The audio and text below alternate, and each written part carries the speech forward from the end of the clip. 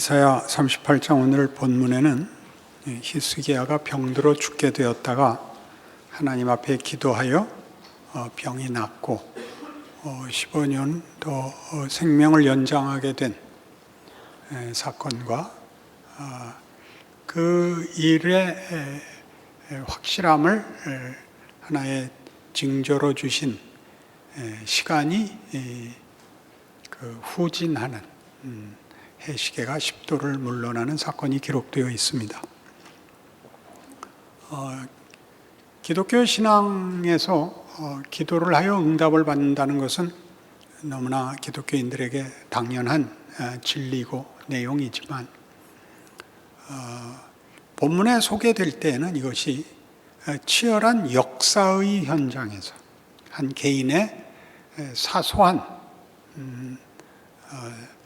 소원과 해답이 아니라 치열한 인과율과 힘의 논리 속에서 하나님의 개입이 어떤 식으로 일어나며 어떻게 이해해야 되는가 하는 문제를 우리에게 던지고 있습니다. 만일 이 본문을 확대 적용하자면 어느 곳에서나 기도만 하면 되는 문제가 될 수 있고, 하나님이 이 세상의 원칙과 질서를 어떻게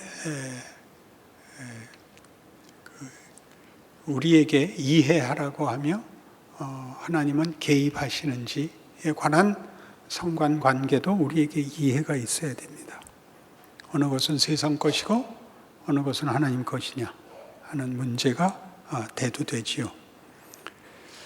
이 기도의 말하지 못한 조건같이, 이 성립의 이유같이 히스기야의 기도가 오늘 본문에 보듯이 3절에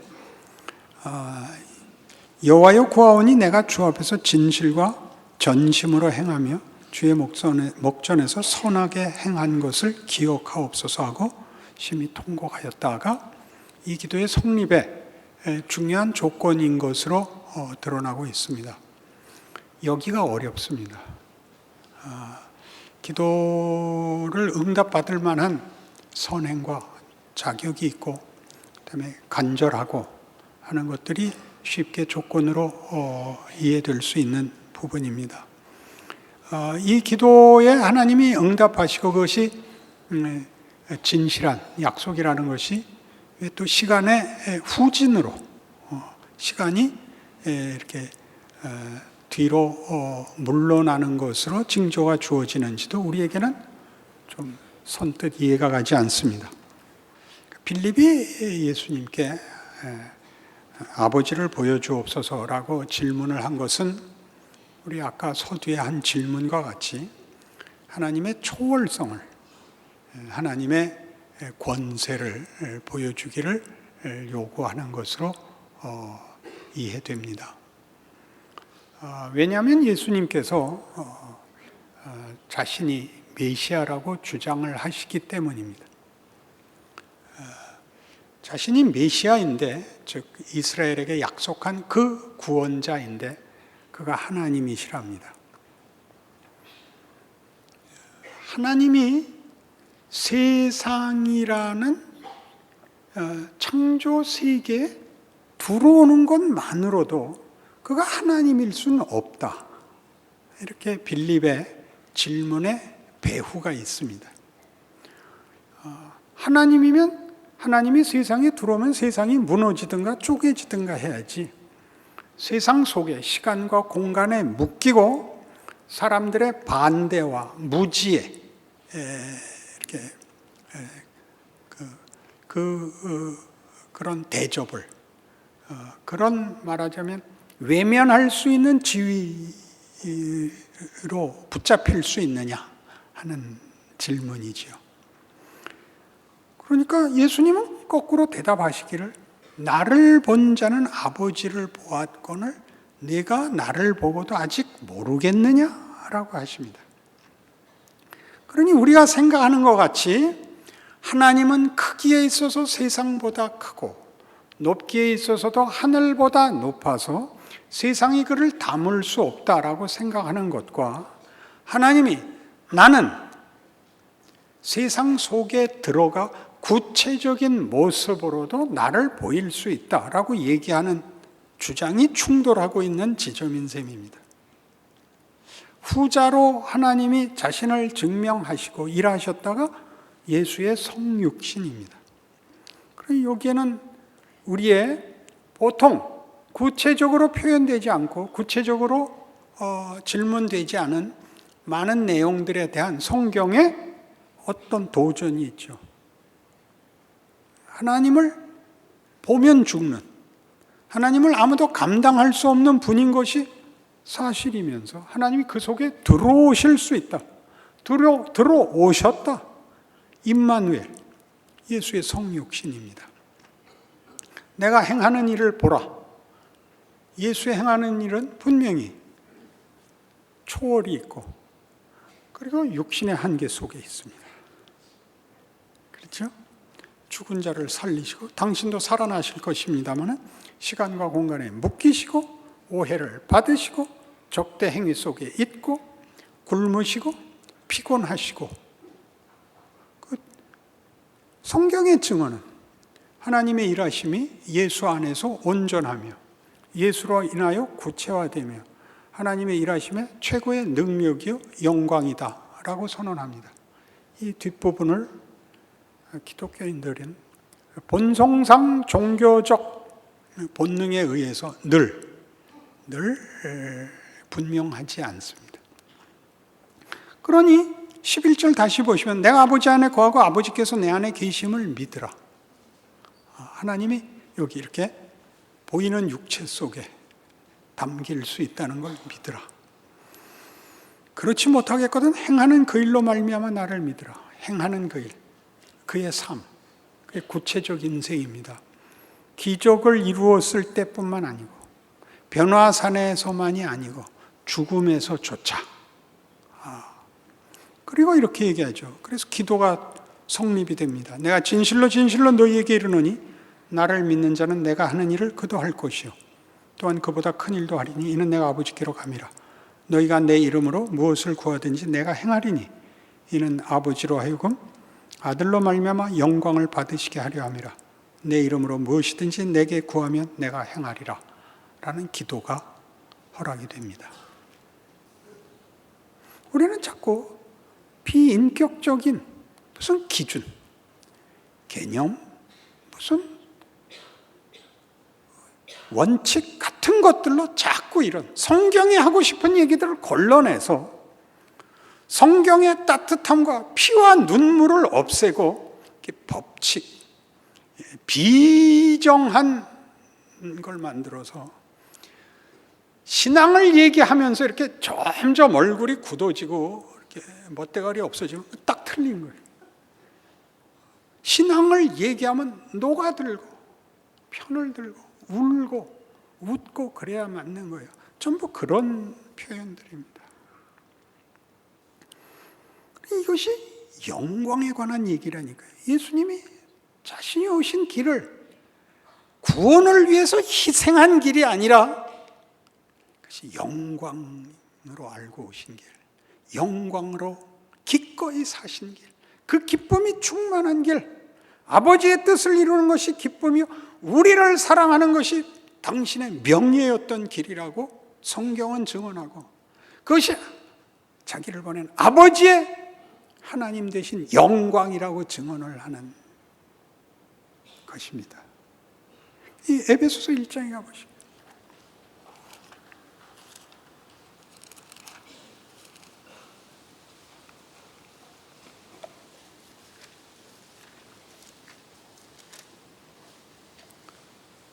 에베소서는 서두에 1장에 이미 결론을 다 내고 나머지를 쓰는 책입니다. 우리가 누군가, 교회가 뭔가에 관한 얘기를 앞에다 먼저 두괄식으로 결론을 내리죠. 3절 찬송하리로다. 하나님 곧 우리 주 예수 그리스도의 아버지께서 그리스도 안에서 하늘에 속한 모든 신령한 복을 우리에게 주시되 곧 창세전에 그리스도 안에서 우리를 택하사 우리로 사랑 안에서 그 앞에 거룩하고 흠이 없게 하시려고 그 기쁘신 뜻대로 우리를 예정하사 예수 그리스도로 말미암아 자기 아들들이 되게 하셨으니 이는 그가 사랑하시는 자 안에서 우리에게 거저 주시는 바 그의 은혜의 영광을 찬송하게 하려는 것이라.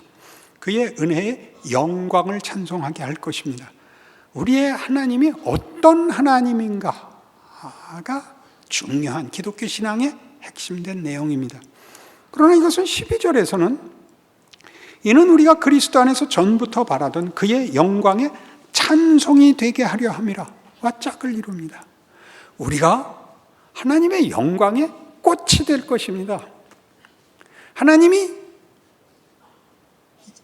우리로 하여금 영광을 받으시며 그 영광의 꽃이 우리가 될 것입니다. 이게 예수님께서 조금 전에 얘기한 요한복음 17장 얘기고 지금 바울이 얘기하는 에베소서 1장의 가장 중요한 내용입니다. 하나님이 우리를 만드시고 우리에게 목적하신 것을 이루시는 방법이 전부 다 하나님이 누구신가? 우리를 어떻게 대접하시는가? 우리에게 무엇을 목적하시는가가 드러나는 하나님의 능력이요 하나님의 명예가 되는 방법이 인생, 우리가 지긋지긋해하는 이 인생, 이 시간과 공간 속에 붙잡힌 구체적 현실이라고 합니다.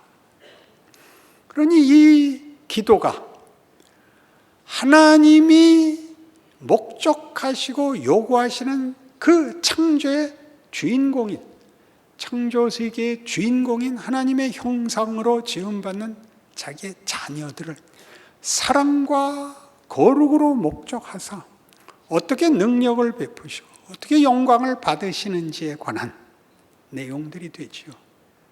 그것은 하나님이 우리에게 요구하는 것이요 우리 보고 누리고 그래서 우리에게 요구하라 그러는 것이 된답니다.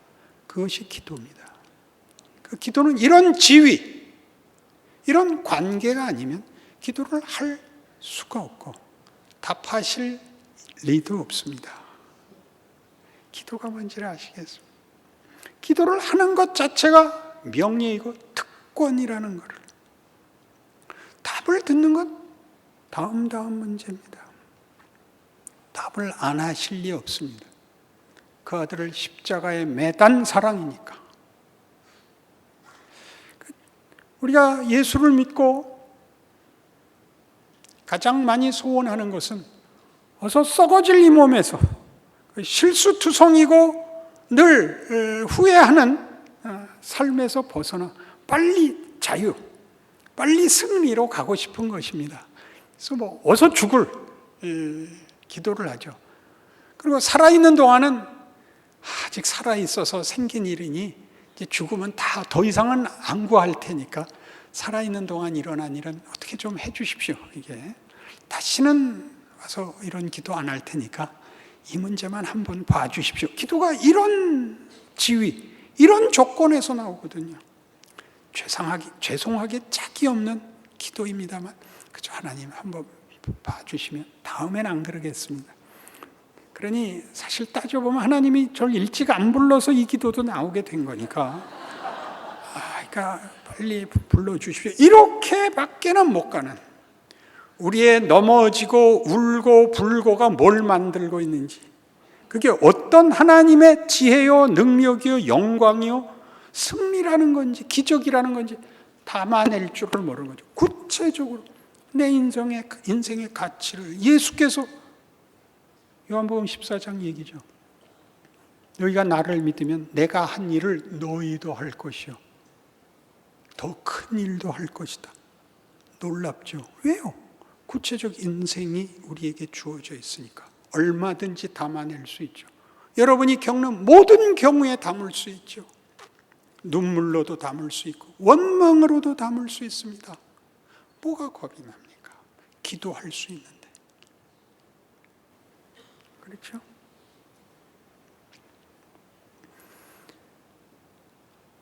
적극적인 신자 됐을 때의 소원은 이제 공통되게 예수님을 한번 보고 싶습니다. 그죠? 주님 한 번만 만나 주십시오. 저는 이제 대표적으로 기도의 응답을 이제 적게 받은 사람 중에 하나인데, 이제 그 요구가 너무 컸던 것 같아요. 돌아보니까 사소한 것을 했으면 혹시 받았을지 모르는데 너무 굵은 걸 했나 봐요. 예수님 한 번 만나 주셨. 통 안 만나 주셨습니다. 여러분 뭐 겪으셨겠지만, 그런데 들리는 간증들은 이제 예수 만난 간증들이 있습니다. 빛나는 보좌를 봤다든가 흰 옷 입은 광채나는 분을 봤다든가, 어떤 분들은 자기가 만난 예수를 이렇게 그림으로 책을 낸 사람도 있습니다. 그 여러 경우에 다 이렇게 찬란하게 영광되게. 저도 나중에 만났습니다. 저는 이렇게 만났습니다. 제가 가장 막다른 데 도달해서 하나님, 저는 끝장입니다. 그랬더니 내 뒤에서 아니다, 예수님이었습니다. 내가 간 가장 비참한 자리에서 더 이상의 밑바닥은 없다라고 내가 고함을 지를 때 내 뒤를 봐라, 이 꼭 예수님이었습니다. 나는 왜 이렇게 예수님이 환장하게 나타나셨나요?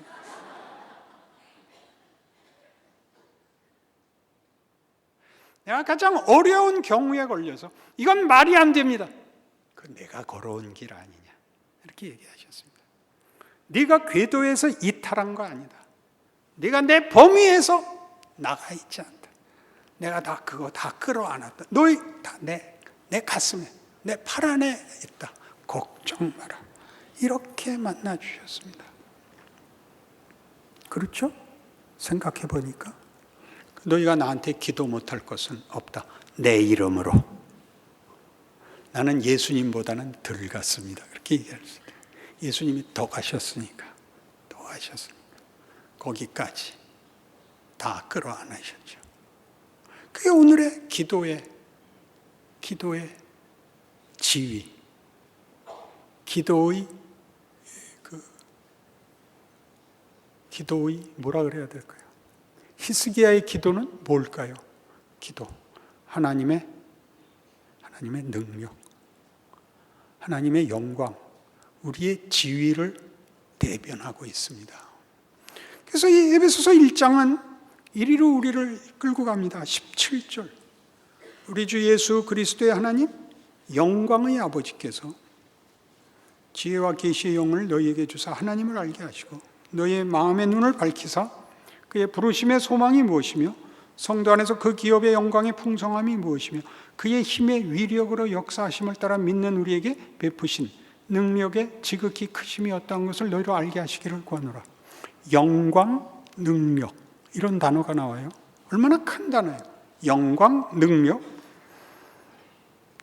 20절, 그의 능력이 그리스도 안에서 역사하사 죽은 자들 가운데서 다시 살리시고 하늘에서 자기의 오른편에 앉히사 모든 통치와 권세와 능력과 주권과 이 세상뿐 아니라 오는 세상에 일컫는 모든 이름 위에 뛰어나게 하시고 또 만물을 그의 발 아래 복종하게 하시고 그를 만물 위에 교회의 머리로 삼으셨느니라. 능력이 어떤 식으로 능력이 펼쳐졌죠? 죽으심과 부활하심. 죽으심이라는 자리에 담겨서 부활이라는 것으로, 죽음이 여기서는 결단코 소극적이거나 부정적이지 않습니다. 훨씬 큽니다. 하나님을 대적하는 모든 것, 우리가 절망하는 모든 것에까지 들어와 하죠. 그 능력입니다. 그리고 그것을 그렇게 하신 일, 그걸 따라 들어와 죽으시고 살으신 예수를 가장 높여. 그러니까 이 방법, 우리의 거부, 우리의 실패, 우리의 무지, 우리의 외면, 도망간 것에 따라 들어오시는 것으로서 보이시는 하나님이 누구신가에 대한 자기 증명, 우리가 실제로 도망간 길을 실제로 따라 들어오시는 피 흘린 자리가 다 하나님에게는 가장 큰 영광. 그런 길들을 다 끌어안으시는 하나님의 승리로 소개하고 있습니다. 그래서 기독교는 복음이라는 거죠. 기독교라는 종교는 열심과 헌신에 기초하고 있는 것이 아닙니다. 복음, 하나님의 용서와 우리를 목적하시는 하나님의 그 목적의 크기, 우리에 대한 가치의 증명에 있습니다. 예수 그리스도, 하나님의 뜻을 따라 이 비천한 인생을 살아 우리의 존재와 실존을 하나님의 영광과 능력으로 채우시는 이 방법이야말로 하나님이 제일 하나님의 영광을 드러낸 방법이요, 길이요, 역사다. 그 예수에게 모두를 묶는다. 그렇게 되는 거죠. 그게 교회입니다. 교회는 그의 몸이니 만물 안에서 만물을 충만하게 하시는 이의 충만함이니라. 교회란 구약시대의 이스라엘이라는 칭호를 대신하는 것입니다.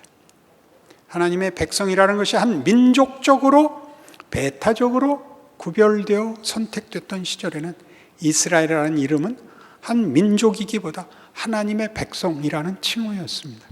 그것이 신약에 오면 예수를 믿는 자들에게 하나님의 자녀가 되는 신분이 주어지고 그 칭호는 교회가 됩니다.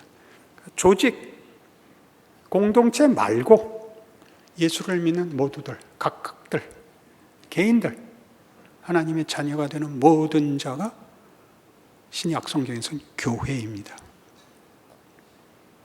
그 모두는 예수와 묶여 있습니다. 예수의 하신 일과 예수께서 목적하시는 일이, 그의 뜻이 우리가 그의 몸으로 구체적 실존으로 시간과 공간 속에서 시대와 이유 속에서 각각에게 요구되는 조건, 정황 속에서 만물을 충만케 하시는 자의 충만으로 존재하는 겁니다. 우리가 충만입니다. 내가 하는 자리에, 내가 하는 것으로 하나님은 당신이 누구신가와 그가 무엇을 하는가와 세상과 역사의 운명과 인생의 가치를 증명하십니다.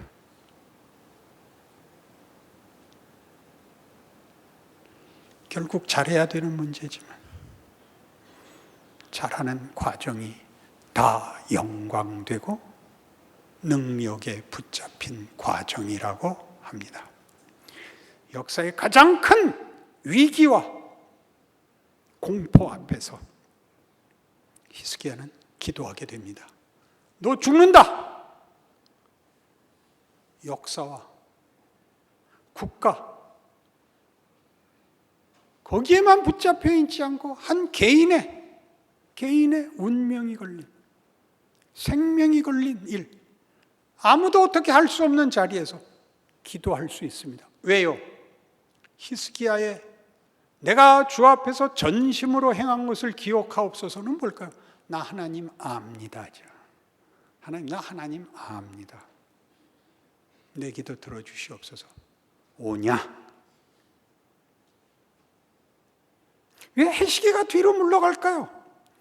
우리가 만든 것의 인과율에 따른 결과를 미래가 넘어선다. 왜? 하나님이 붙잡고 있으니까. 우리가 저지르는 실수와 잘못된 선택도 그대로 끝내지 않는다. 시간이 거꾸로 흐른다.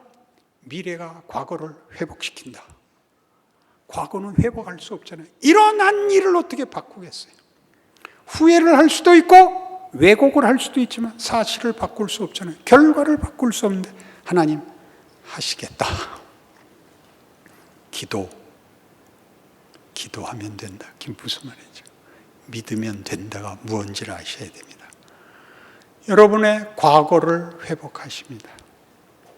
여러분의 못난 것들과 여러분의 실수들과 여러분들의 무능이 오늘을 만들었을 리 없습니다. 이 자리에 온 것이 여러분이 만든 것의 결과가 아니라는 것쯤은 모든 기독교인들이 고백할 것입니다. 여러분들의 인생도 당연히 그러할 겁니다. 여러분이 알고 있는 대로 끝나지 않고 하나님이 개입하실 것입니다. 여러분을 이 자리에 갖다 앉혀놓으신 하나님, 여러분이 한 것보다 더 크고 놀랍게 영광을 받으시고 여러분으로 영광되게 하실 것입니다.